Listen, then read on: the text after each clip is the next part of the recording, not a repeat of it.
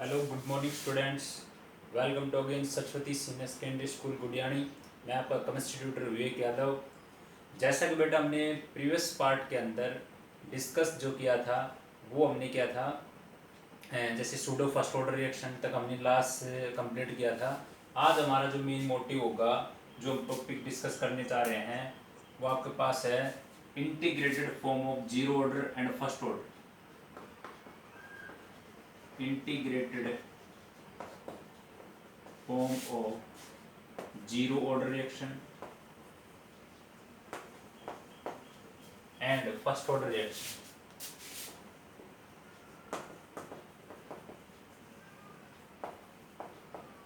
Integrated form of zero order and first order reaction. तो सबसे पहले मैं आपको एक बात बताना चाहता हूँ। कोई भी जैसे हमें क्या था, पहले हमने नॉर्मली जब फाइंड आउट किया था जैसे रेट ऑफ रिएक्शन को, फिर हमने एक बात की इंस्टेंटेनियस रेट ऑफ रिएक्शन की, फिर हमने एवरेज रेट बताया आपको। तो अगर कोई भी ऑर्डर ऑफ रिएक्शन है, डिफरेंट ऑर्डर ऑफ रिएक्शन को फाइंड आउट करने के लिए मेनली तीन मेथड होते हैं। वैसे तो डिफरेंट ऑर्डर ऑफ रिएक्शन को टू फाइंड आउट, एक बात हम ध्यान देते हैं यहाँ पे, to find out different order of reaction, to find out different order of reaction, जिसको हम तीन मेथड से फाइंड आउट करते हैं। थ्री मेथड वो कौन कौन से हैं? वो थ्री मेथड आपके पास हैं। फर्स्ट है ग्राफिकल मेथड, एक होता है ग्राफिकल मेथड, एक होता है इनिशियल रेट मेथड,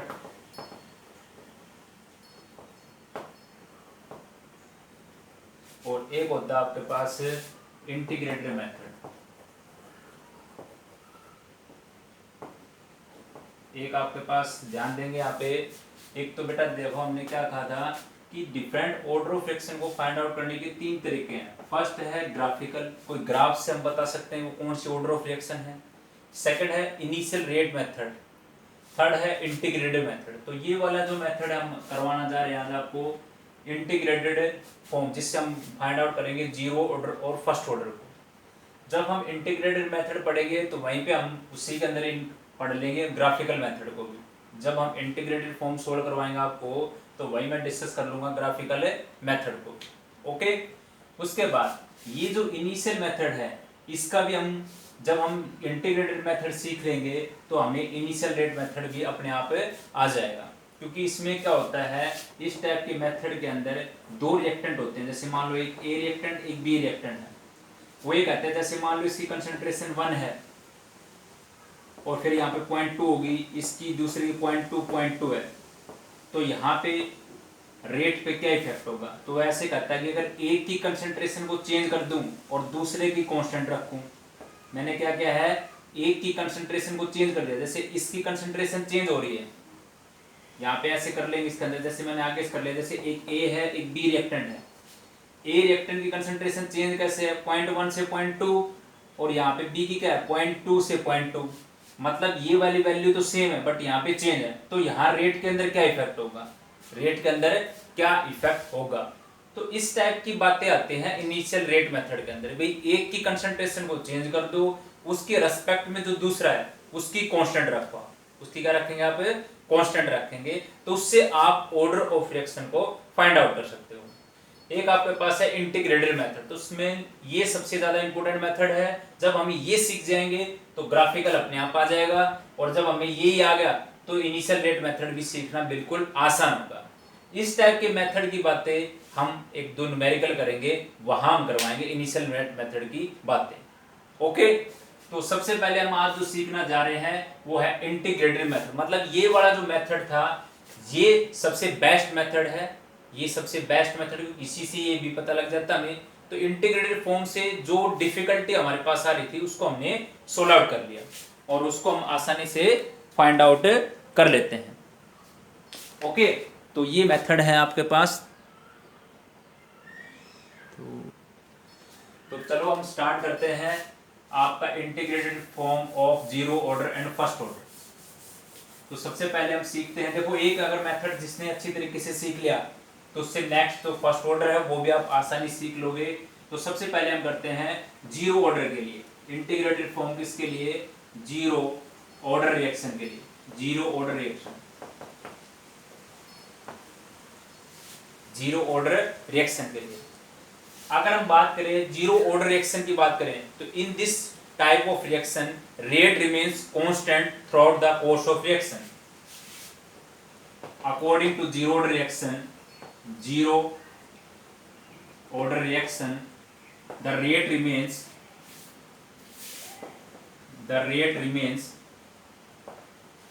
constant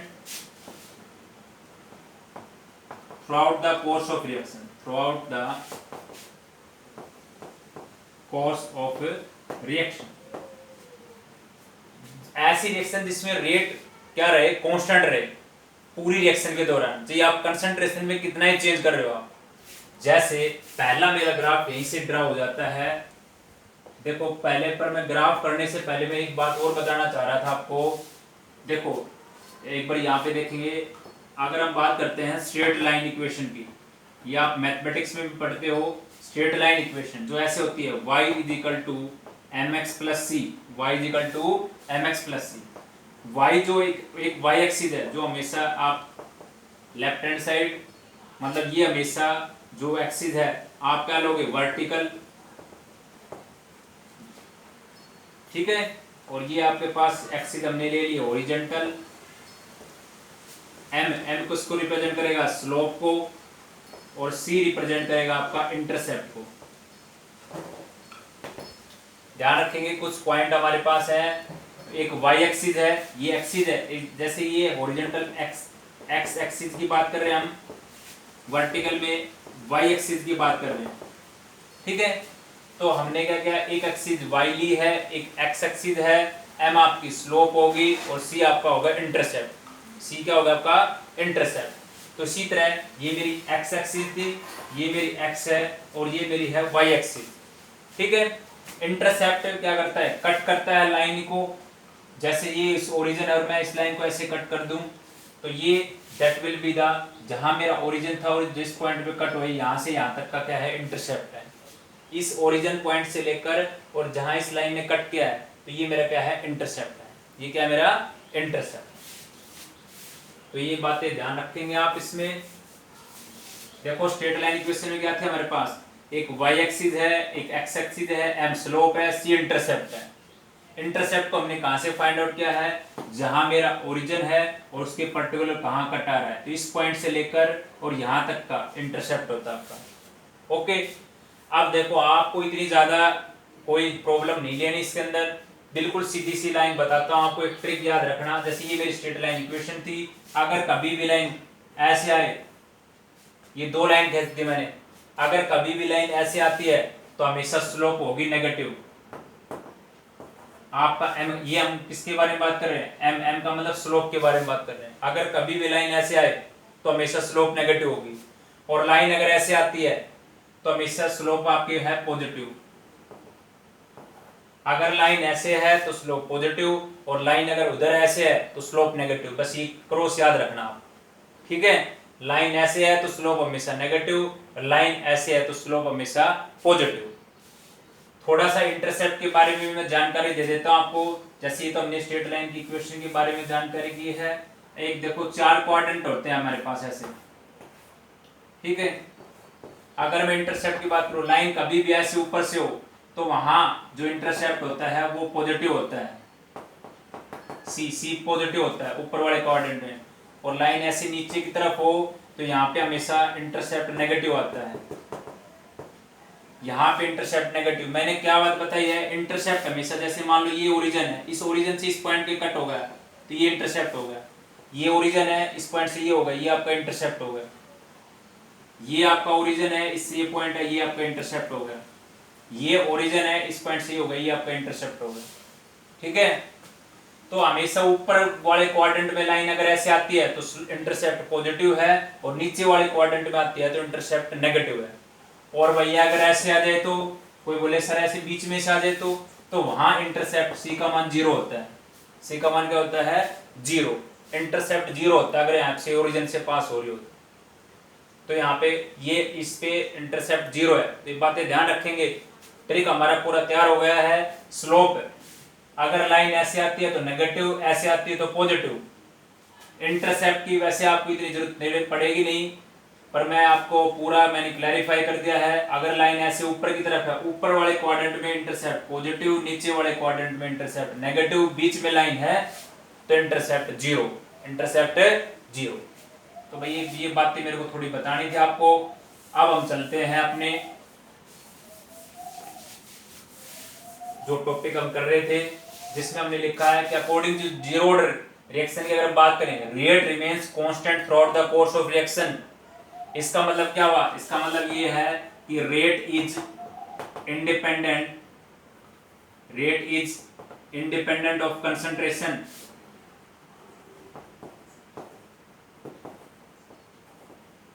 अगर आप कंसंट्रेशन में चेंज करो, रेट उस पे क्या हो? इंडिपेंडेंट रहे। रेट क्या रहे आपका? इंडिपेंडेंट। तो भाई देखो, ये आपके पास इधर का है कंसंट्रेशन और इधर है आपके पास रेट वर्सेस कंसंट्रेशन। पहला ग्राफ, ये ग्राफ आ गया हमारे पास कि rate versus concentration, rate versus concentration. Independent का मतलब लाइन आएगी ऐसे, ठीक है, सीधी लाइन खींचोगे बिल्कुल ऐसे।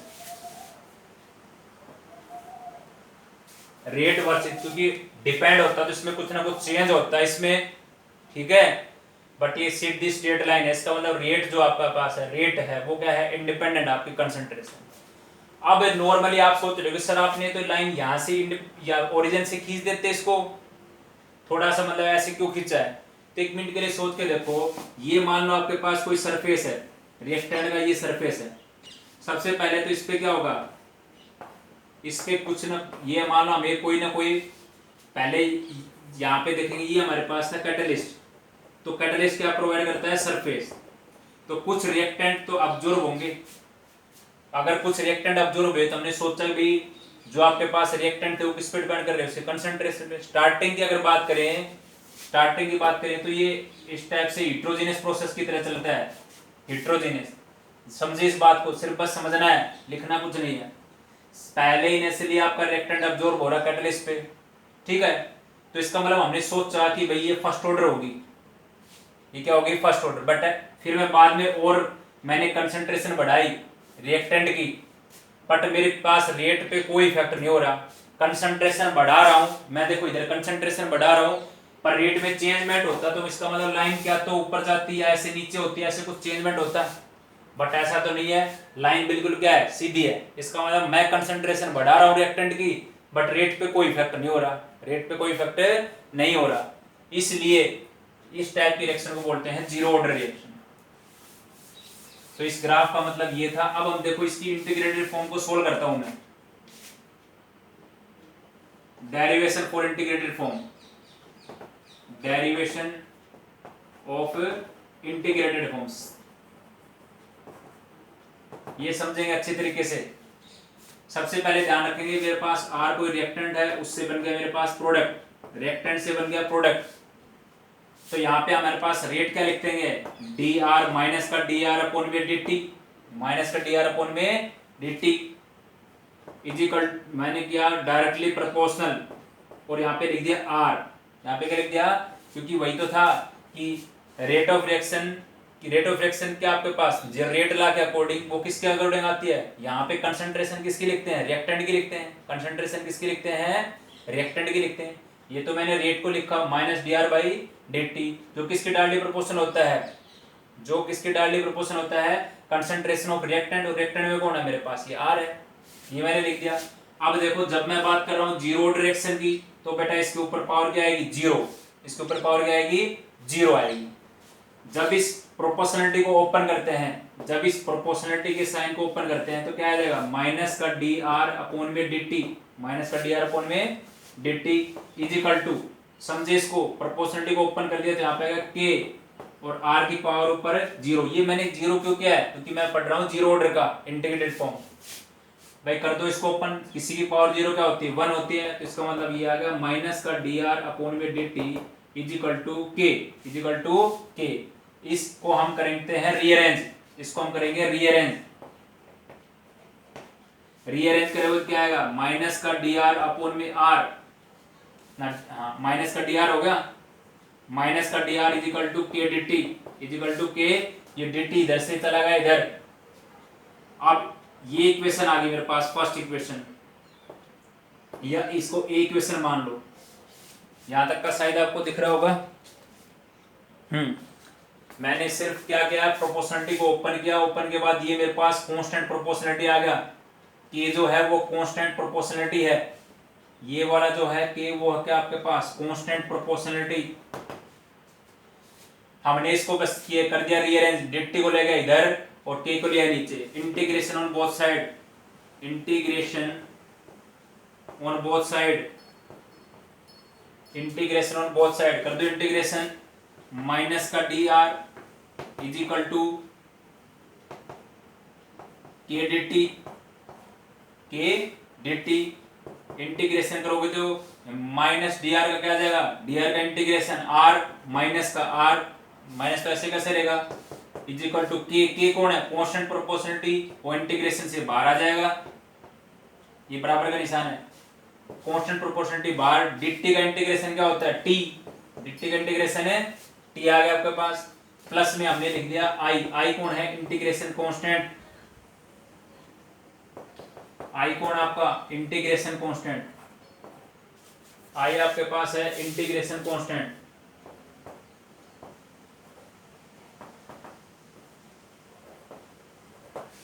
i आपके पास है इंटीग्रेशन है कांस्टेंट आपका। ओके, तो अब देखो भाई कांस्टेंट कर दिया। अब इस इक्वेशन को याद रखना, ये वाला इक्वेशन नंबर 1 मान लेते हैं इसको, या इस ये इक्वेशन ए थी तो ये इक्वेशन बी होगी मान लो आपकी। अब हम क्या करते हैं, मैं r की जगह पे इफ r की जगह पे पुट कर दूं r नोट, इफ r की जगह पे क्या कर दे r नोट और टाइम t की जगह पे पुट कर दे 0।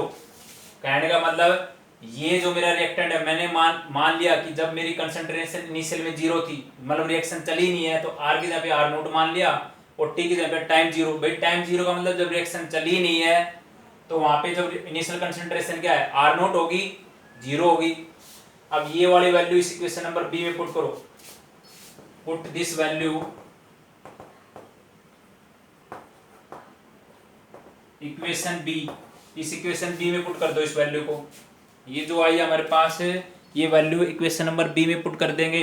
करो पुट, देखो क्या आ जाएगा, यहाँ पे पुट करूंगा देखो क्या आएगा, यहाँ पे आपके पास आएगा आर की जगह पे आर नोट कर दिया मैंने, r naught is equal to k, t की जगह पे क्या पुट कर दिया मैंने 0 प्लस में आई, ऐसे कैसा। इसका मतलब यहाँ से मेरे पास एक वैल्यू आ गई कि मेरा आई का मान कितना आ गया, ये तो के इंटू 0 करेंगे तो 0 हो गया, आई का मान कितना आ गया, यहाँ से मेरा आई का मान कितना आ गया माइनस का आर नोट, माइनस का आर नोट। ये वाली वैल्यू मैं कहाँ पुट करूंगा, अपनी इक्वेशन नंबर बी में पुट करूंगा, इक्वेशन नंबर बी में पुट करेंगे। दिख रहा है नीचे यहां तक। इस ग्राफ की जगह पे ले लेता हूं मैं, इसकी मेरे को अभी जरूरत नहीं है कोई भी।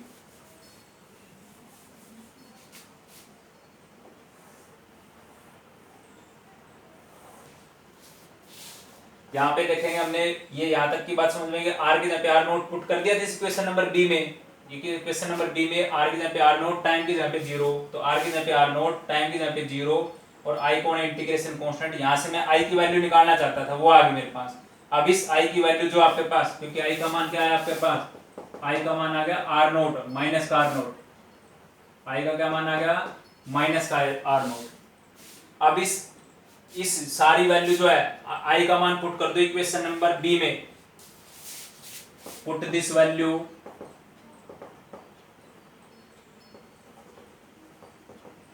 इक्वेशन बी, करो पुट भाई बी इक्वेशन कौन सी है, ये वाली इक्वेशन करो, माइनस का आर, ये इक्वेशन वेरी इंपॉर्टेंट है इसको याद रखना, माइनस का are is equal to k T, आई का मान कितना आया है, इस आई का मान क्या है वो रहा ऊपर माइनस आर नोट, कर दो पुट माइनस का आर नोट। इस इक्वेशन से एक ग्राफ भी बनेगा, तो इस इक्वेशन को पुट करने के बाद एक इक्वेशन नंबर सी आ गई, इक्वेशन नंबर क्या आ गया आपके पास है सी आ गया आपके पास। ठीक है, बस आपका इंटीग्रेटेड फॉर्म तो वैसे तैयार हो गया है, इस इक्वेशन को याद रखेंगे।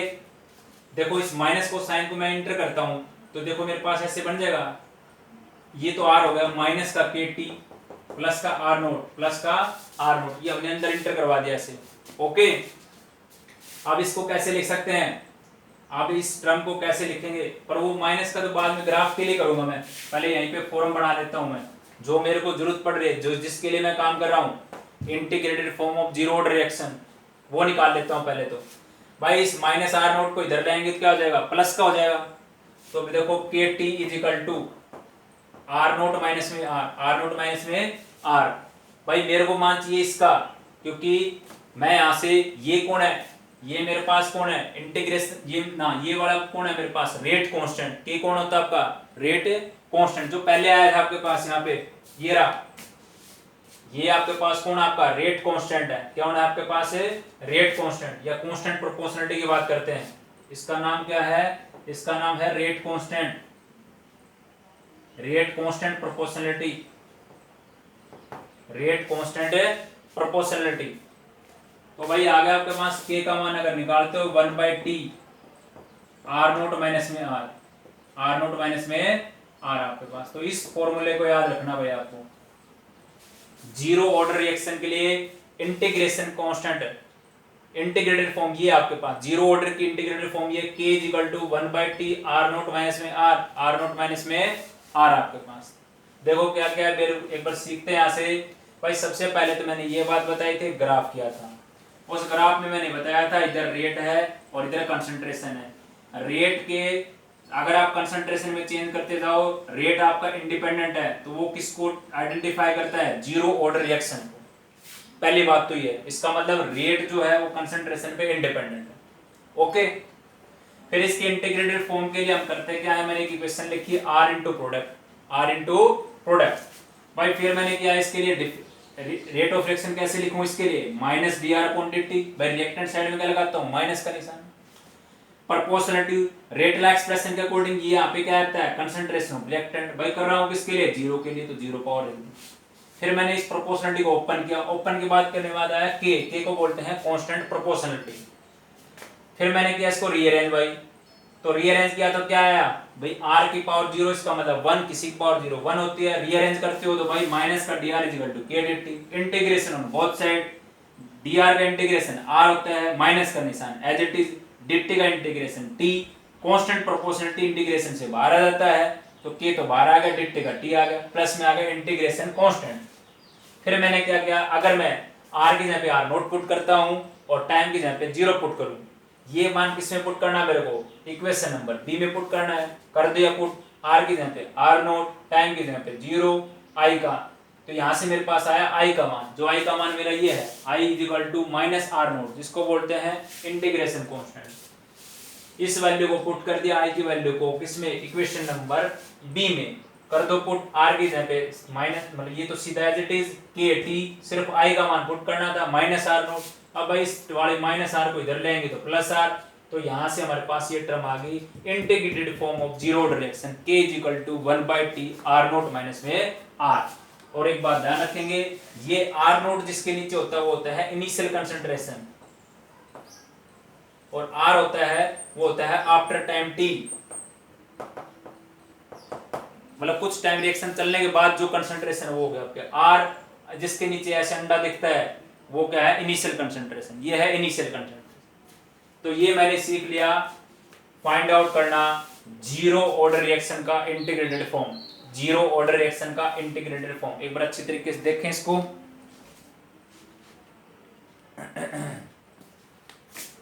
जीरो ऑर्डर रिएक्शन का इंटीग्रेटेड फॉर्म, जिसको जीरो ऑर्डर का आ गया वो फर्स्ट ऑर्डर का आराम से कर सकता है, जिसको जीरो ऑर्डर का आ गया वो फर्स्ट ऑर्डर का आराम से कर सकता है। अब उसके बाद हमारे पास इसमें इतना काम कंप्लीट हो गया मेरे पास, ये मैंने इंटीग्रेटेड फॉर्म कर लिया है। अब हम करते हैं इसके अंदर इसकी हाफ लाइफ और एक ग्राफ, और इसमें पहले मैं इसी को पूरा कर देता हूं। ये कितना काम हो गया, अब देखो इसमें मैं तीनों ग्राफ को एक जगह पे कर दूंगा आपके लिए। अब हम बात करते हैं ग्राफ की, इसके अंदर ग्राफ इंपोर्टेंट है। एक ग्राफ तो अभी ये करवाया था, concentration rate versus concentration, rate versus concentration.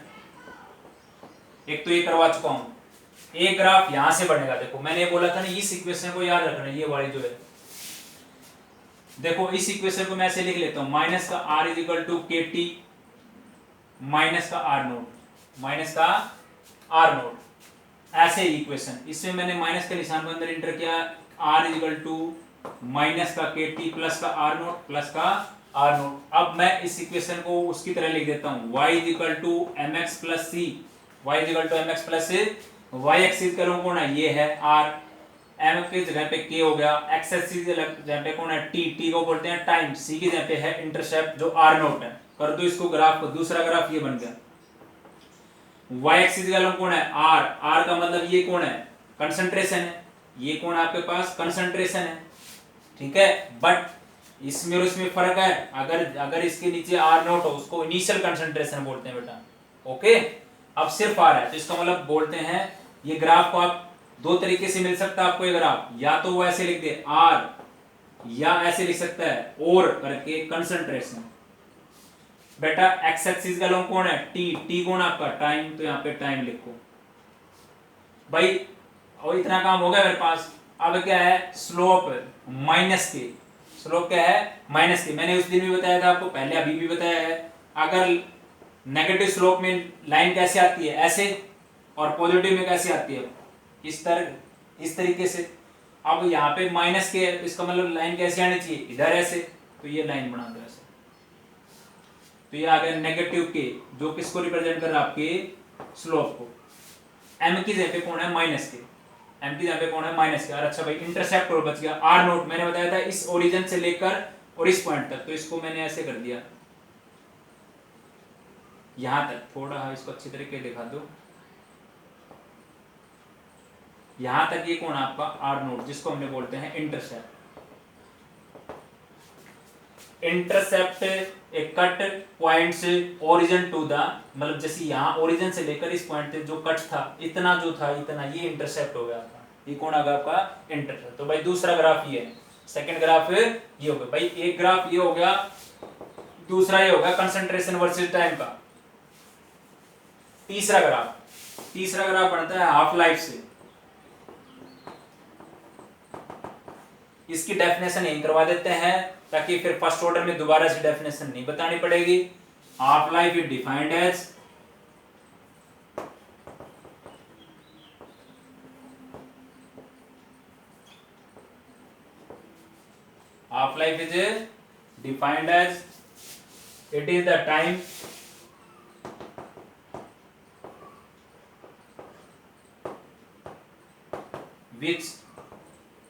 it is the time which the concentration of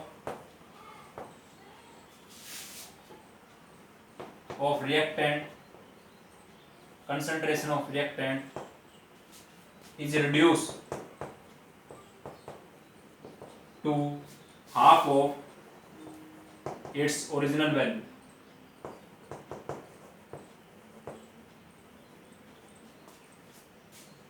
इसको बोलते हैं हाफ। देखो हाफ लाइफ का नाम है, हाफ का मतलब आधा, तो भाई जो आपकी ओरिजिनल वैल्यू है उसका आधा हो जाना, ओरिजिनल वैल्यू क्या हो जाना आधा हो जाना, वो क्या है हाफ लाइफ होती है। तो वही लिखा है half life, it is the time which the concentration of reactant reduce half of its original value. मान लो उसकी कंसंट्रेशन 5 है, तो हाफ लाइफ का मतलब 5 का आधा कर दें, 5 का कर दें आधा कर दें।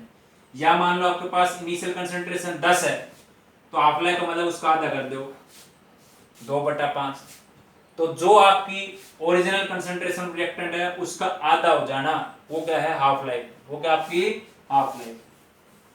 तो भाई देखो इससे, देखो ये ग्राफ तो मेरा ये हो गया। अब यहां से मैं करता हूं इसको सेकंड को भी, ये याद रखना आपकी जरूरत पड़ेगी इंटीग्रेटेड फॉर्म इसकी, k = 1/t r naught minus में r, ओके।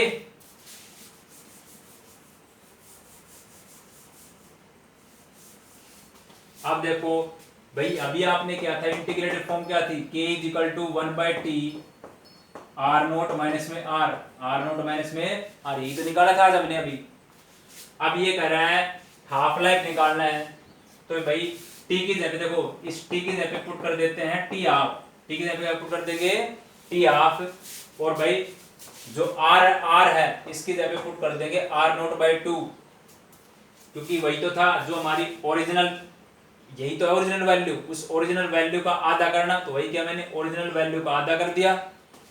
करो इस चीज को पुट, टी को ले आओ ऊपर, क्योंकि टी आप मेरे को फाइंड आउट करना है, टी की जगह पे टी आप कर दिया मैंने, पुट किया है टी की जगह पे टी आप, और इस आर की जगह पे आर नोट बाई 2, तो यहां से टी आप निकल जाएगा किसका, और जीरो ऑर्डर का।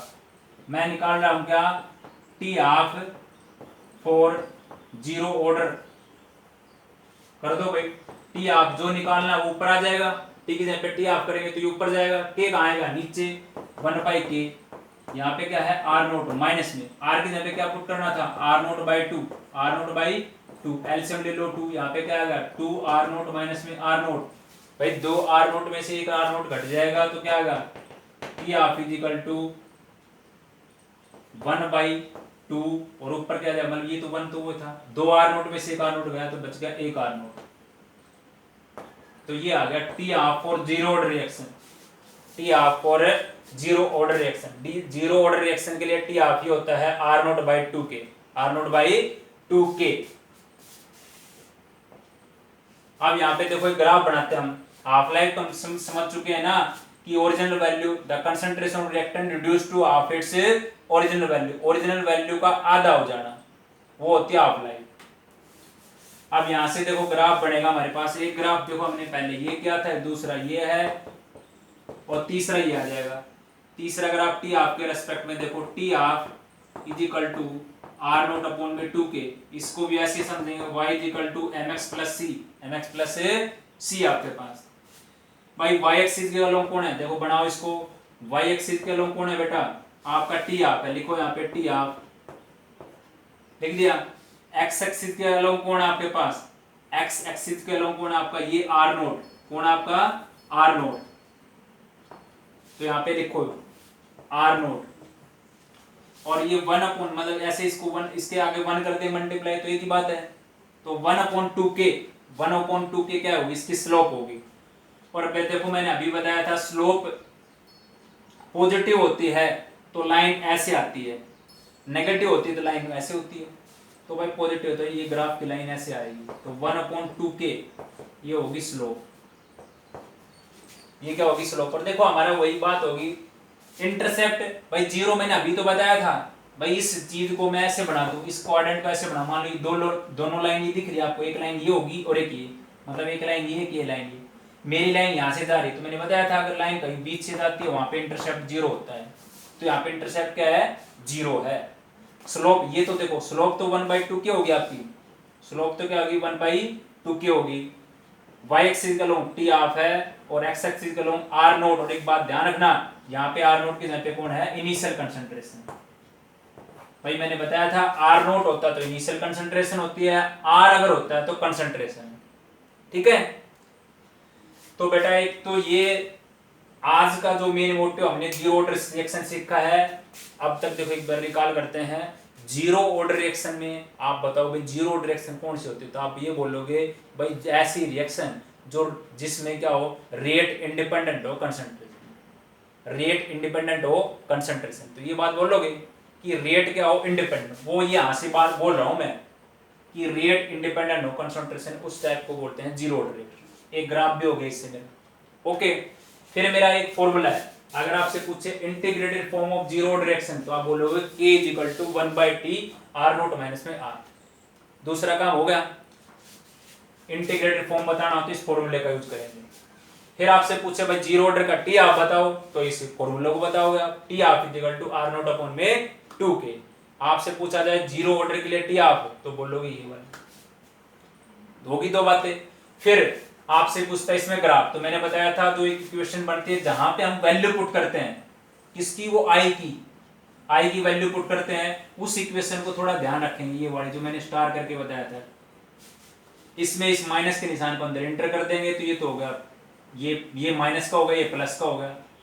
तो फिर मैंने स्ट्रेट लाइन इक्वेशन लिख दी, ये क्या है concentration versus time, concentration versus time, intercept कौन है आर नोट, ये वाला आर नोट, स्लोप क्या है माइनस के, तो ऐसे आ गया।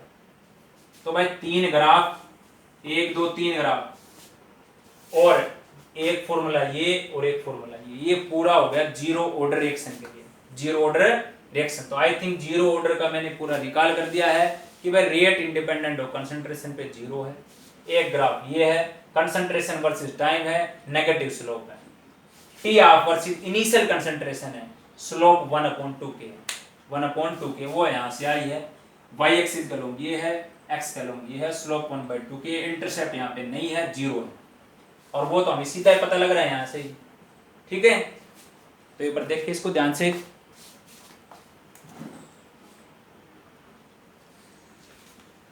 तो इसमें सिर्फ जीरो ऑर्डर रिएक्शन हमने कंप्लीट करवा दिया आपको, इसको अच्छी तरीके से करेंगे। Thank you.